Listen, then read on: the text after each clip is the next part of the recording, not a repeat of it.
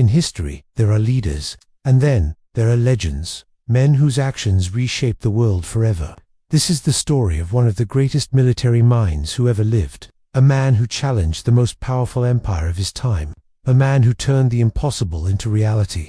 His name was Hannibal Barca. Welcome to Shadows of History, where the past speaks. Hannibal was born in 247 BC, in the city of Carthage, a rising power on the North African coast.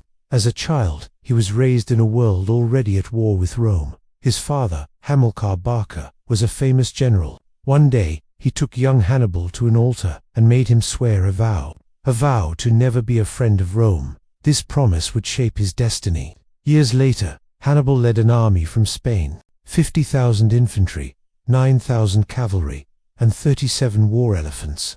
His plan was bold. He would invade Rome from the north, but standing in his path were the Alps, a deadly mountain range of snow, storms, and cliffs. No army had ever crossed it with elephants. But Hannibal was not just a commander, he was a force of will. The march began. Freezing winds cut through armor like blades. Snow blinded the soldiers. Avalanches buried entire units.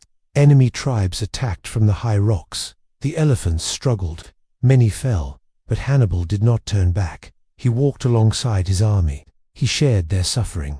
He inspired them to push forward. After 15 brutal days, they emerged from the mountains. Fewer in number, but hardened by the ordeal. Rome was shocked. Their greatest enemy had arrived at their doorstep. Rome gathered the largest army in its history, nearly 80,000 men. They met Hannibal on the fields near the town of Cannae. Hannibal's strategy at Cannae remains one of the greatest in military history. He allowed his center to weaken. Rome pushed forward, believing victory was close. But the Carthaginian forces curved inward. Their cavalry struck from behind. The Roman army was surrounded. Completely. It was a massacre. Tens of thousands died. The defeat was so devastating that it is still studied in military academies today. It is known as the double envelopment.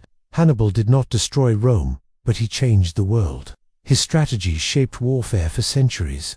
Generals like Napoleon and Eisenhower studied him. His journey across the Alps is still considered one of the greatest feats in military history. Hannibal was not just a warrior. He was a symbol of determination.